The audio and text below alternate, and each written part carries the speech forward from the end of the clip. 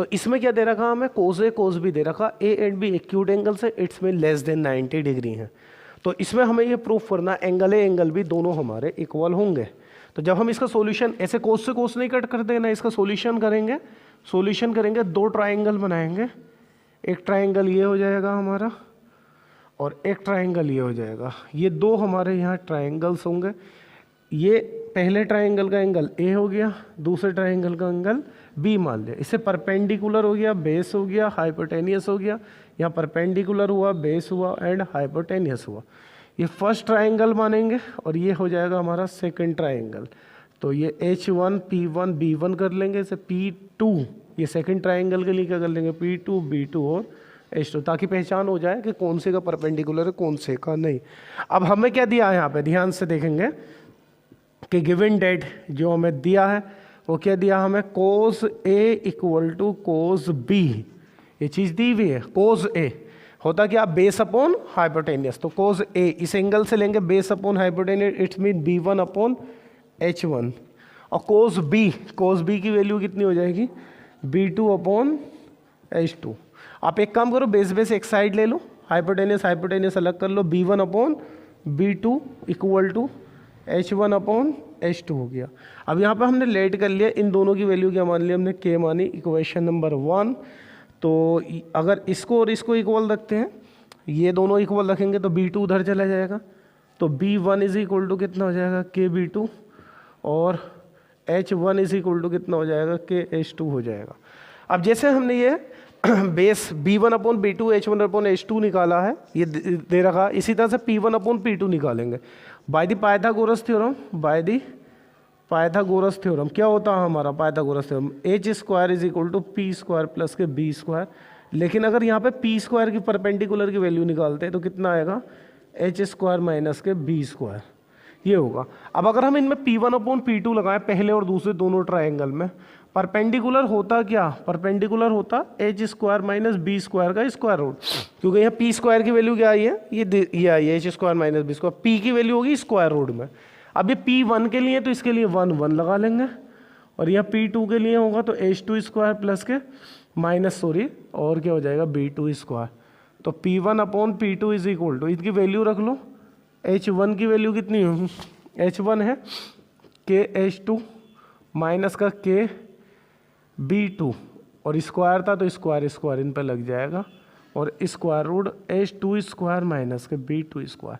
देखो H1 की value थी KH2, तो H1 के प्लेस पर हमने KH2 रखा, H1 स्क्वायर था तो स्क्वायर लगा दिया। जैसे B1 की वैल्यू थी KB2, तो यहाँ हमने क्या लगा दिया, K स्क्वायर B स्क्वायर लगा दिया।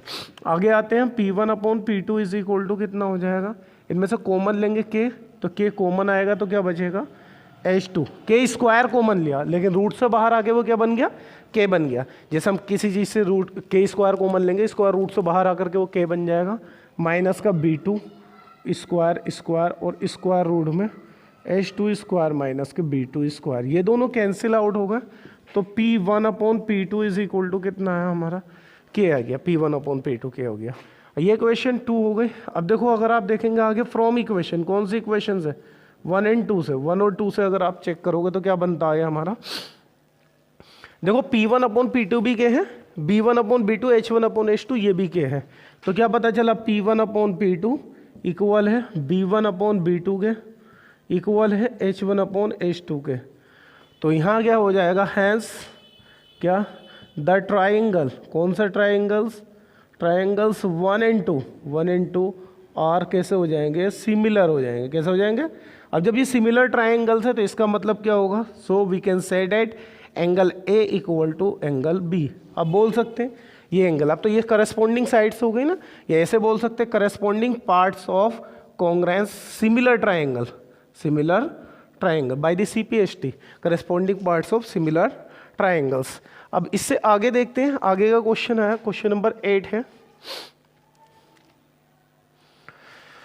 क्वेश्चन 8 दे रखा, 8 बोल रखा हमारा कि cot theta is equal to 7/8, कि if cot theta is equal to कितना हमारा 7/8 दिया, इक्वेशन 1 सॉरी।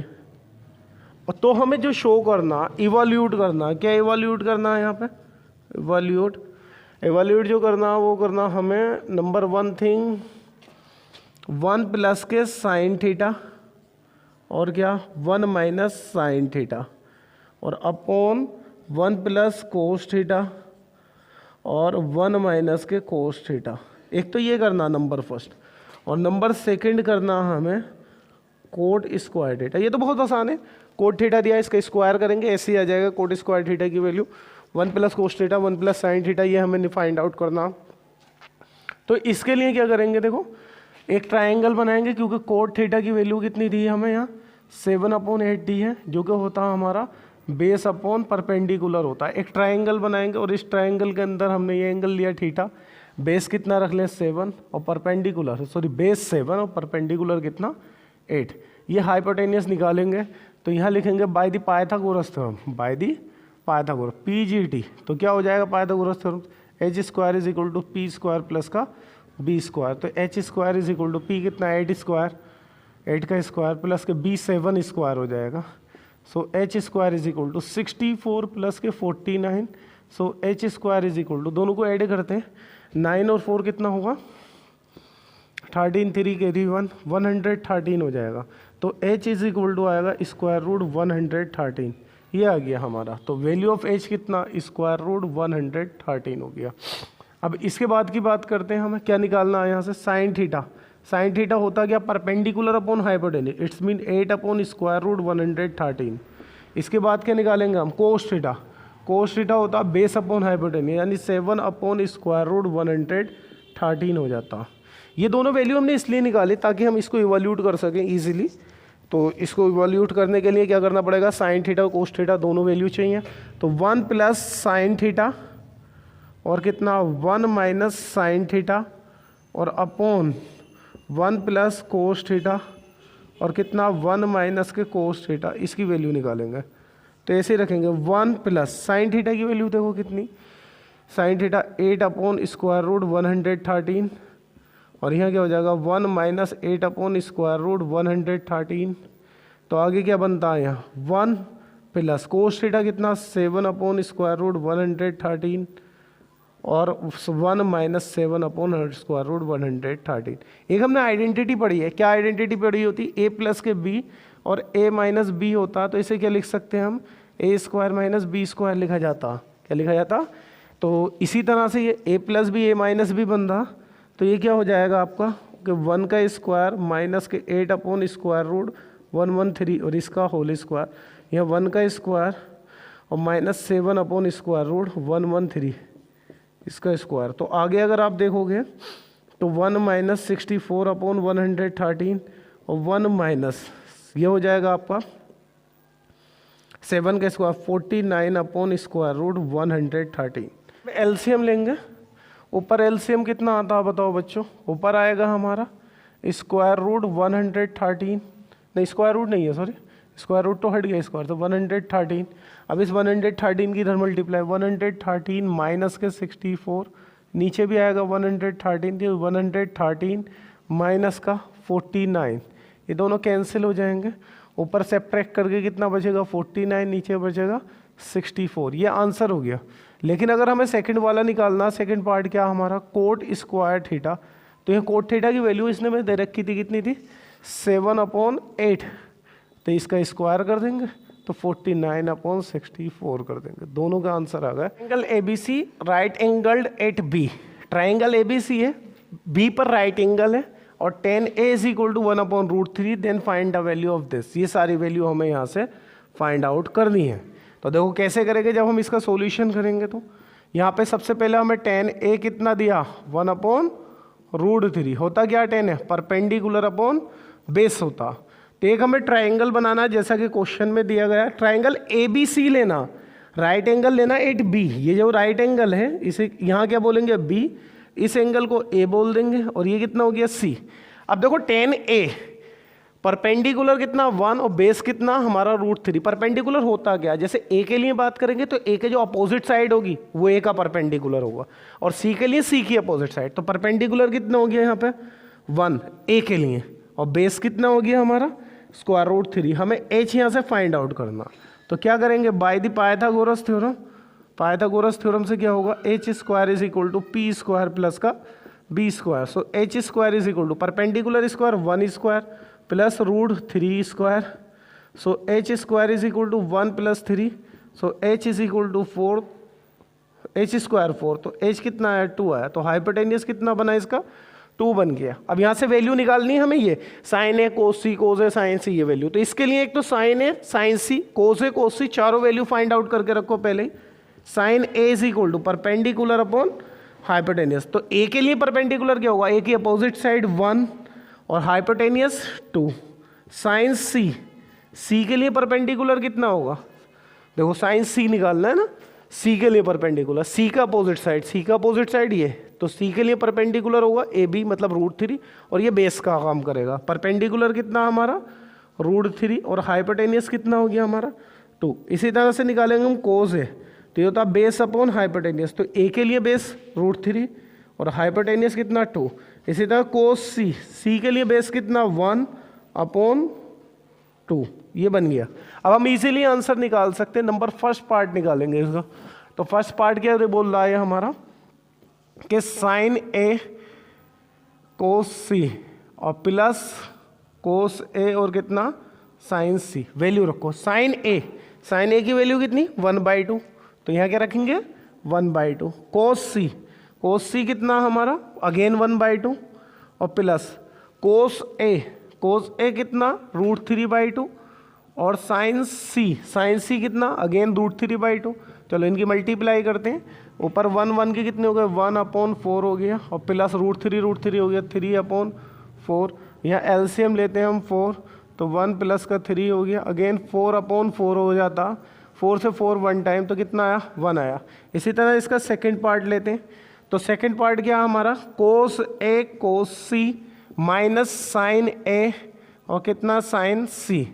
तो कोस ए की वैल्यू देखो कितनी, कोस ए है √3/2, कोस सी कितना, कोस सी देखेंगे 1/2 माइनस साइन ए कितना है 1/2 और साइन सी कितना √3/2। चलो मल्टीप्लाई करते हैं, √3 1 ज़ा √3, नीचे 2 2 ज़ा 4 हो जाएगा, √3 एज इट इज़ और नीचे 4 और माइनस यहाँ पे मल्टीप्लाई √3 अपॉन कितना आया 4 आया, ये दोनों कैंसिल होगा तो कितना बनता है हमारा 0। तो एक आंसर ये आया, एक आंसर ये आया दोनों। In triangle P Q R right angle at Q, एक ट्राइंगल बनाना हमें पी क्यू आर जो कि राइट एंगल होगा काय पर क्यू पर, और P Q plus Q R 25 centimetre, P Q दे रखा हमें 5 centimetre, determine the value of this. तो जैसे हम इसका सॉल्यूशन करते हैं, सॉल्यूशन में सबसे पहला काम क्या करेंगे, एक ट्राइंगल बनाएंगे हम पी क्यू आर, बन गया ट्राइंगल, और राइट एंगल कहाँ रखना हमें क्यू पर रखना, ये P हो गया Q हो गया और ये कितना हो गया R, ट्राइंगल हो गया PQR,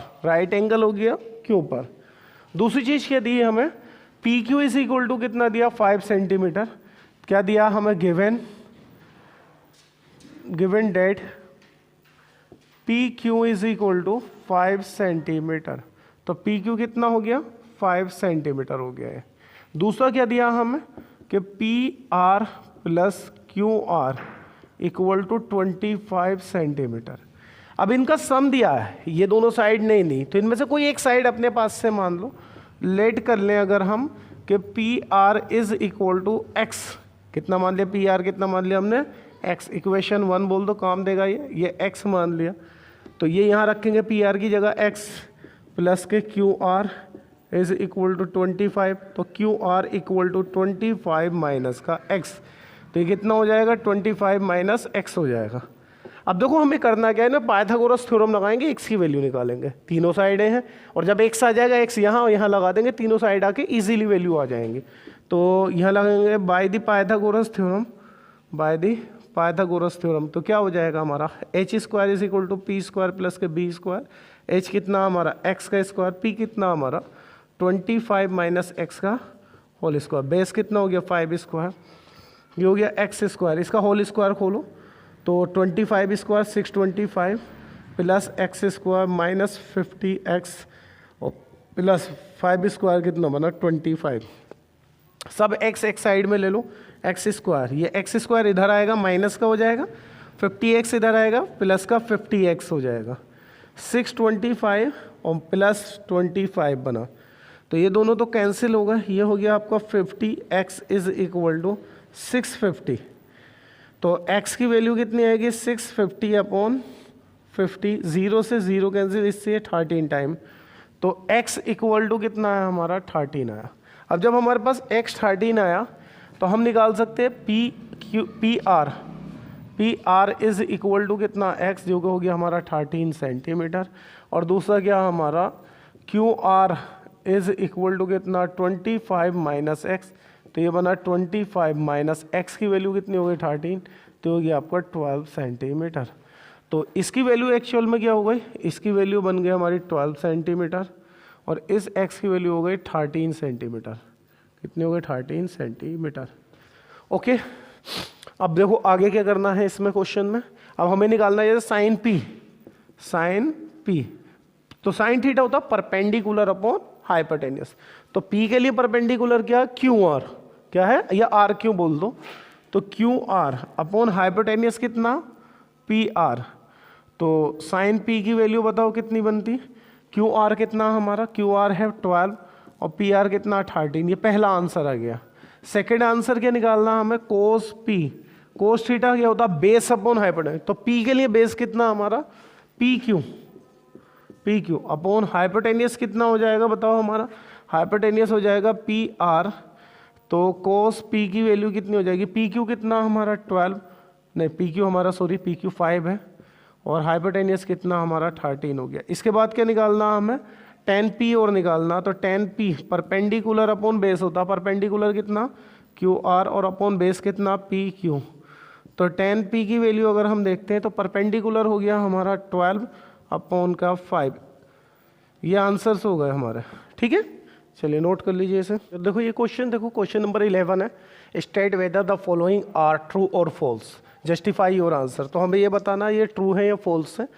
आपको एक एक क्वेश्चन को पढ़ना और उसे समझना, समझने के बाद ये बताना कि कौन सा क्वेश्चन ट्रू है कौन सा फॉल्स है। Statement, the value of 10a is always less than 1, value of 10a हमेशा 1 से लेस होती है, ये हमें बताना। देखो आपको ध्यान रखना कि कौन सी वैल्यू कितनी होती है, 6 ट्रिग्नोमेट्रिकल रेशियो होते हैं।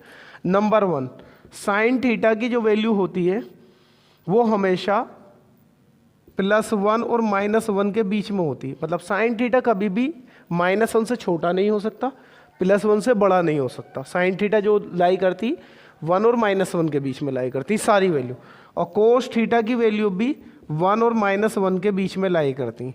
बट टेन थीटा जो होता ये -∞ से +∞ तक होता। इसी तरह से बाकी सारे ट्रिग्नोमेट्रिकल रेशियो होते हैं। तो साइन थीटा -1 से बड़ा होगा, +1 से छोटा होगा, या इक्वल हो सकता है। मतलब साइन थीटा की रेंज ये है, -1 +1 के बीच की वैल्यू रहेंगी। कोस थीटा की भी रेंज सेम है जो साइन की है, बट टेन थीटा की रेंज -∞ से +∞ तक हो सकती है। इसकी रेंज माइनस में भी ∞ तक जा सकती है, प्लस में भी। अब अगर हम देखें the value of 10a is always less than 1, तो ये बात तो गलत है, क्योंकि 10a की वैल्यू तो ∞ तक जा सकती है, अगर 1 से छोटी है तो ये फॉल्स हो जाएगा। क्या हो जाएगा, या फॉल्स हो जाएगा। इसके बाद बोल रहा हमारा sec a is equal to 12/5 for some value of a, तो सेक a की वैल्यू जो होती है, सेक थीटा जो होता वो भी हमारा इन्फिनिटिव से लेकर के -∞ से और प्लस का ∞ तक जा सकता, कोई प्रॉब्लम नहीं है। तो सेक a ये वाली चीज ट्रू है, इसकी कोई भी वैल्यू हो सकती है। अब दूसरी बात ये कह रहा कोस a इज, जो कोस a है is the aberration use for the quotient of angle A, मतलब ये जो कोस ए है ये कोसेंट है। ये कोसेंट जो लिख रहा है ये कोसेक का पूरा पार्ट नाम है, काय का है, कोसेक का। ये कोस है, ये कोसेक है, तो दोनों में फर्क है। तो ये कोसेंट जो कहलाता वो कोसेक के लिए लिखा जाता। जैसे साइन का पूरा नाम होता साइन SINE, और कोस का जो ये साइन का पूरा नाम क्या होता हमारा, साइन। तो यहाँ पे बताया साइन का पूरा नाम होता है साइन SINE, कोस का पूरा नाम होता है कोसाइन, टेन का पूरा नाम जो होता है वो क्या होता हमारा टेंजेंट, क्या होता टेंजेंट। इसी तरह से कोट जो होता है उसका पूरा नाम होता कोटेंजेंट, कोटेंजेंट। इसी तरह से सेक का पूरा नाम क्या होता है, ये होता है सेकेंट। इसी तरह से कोसेक का जो पूरा नाम होता है वो होता कोसेकेंट, को सेकेंड। तो अगर हम ध्यान से देखें, वो बोल रहा कोसेकेंड, क्या कोस को बोलते हैं हम? नहीं, कोसेकेंड बोलते हैं हम कोसेक को। कोस को तो कोसाइन बोला जाता। तो ये वाली चीज़ क्या, ये भी क्या हमारा फॉल्स है। कैसा हो गया? फॉल्स। इसके बाद है cot A is a product of cot and A, ये बात भी फॉल्स है, झूठ बोल रहा है, गलत बता रहा है कि cot A is the product of cot and A, ये भी फॉल्स है, ये इनका प्रोडक्ट नहीं होता। ये बोला sine theta is equal to 4/3 for some value of theta. तो अगर आप इसे ध्यान से देखें, साइन थीटा क्या हमारा 4/3 है, 4/3 को डिवाइड करें 1 होल 1/3, ये 1 से बड़ा है, लेकिन साइन थीटा कभी भी 1 से ग्रेटर नहीं होता, हमेशा कैसा होता है 1 से लेस। तो ये भी फॉल्स है। तो अगर इसमें देखें बस एक सेकंड वाला ट्रू होगा, बाकी सारे के सारे क्या होंगे, ये फॉल्स स्टेटमेंट।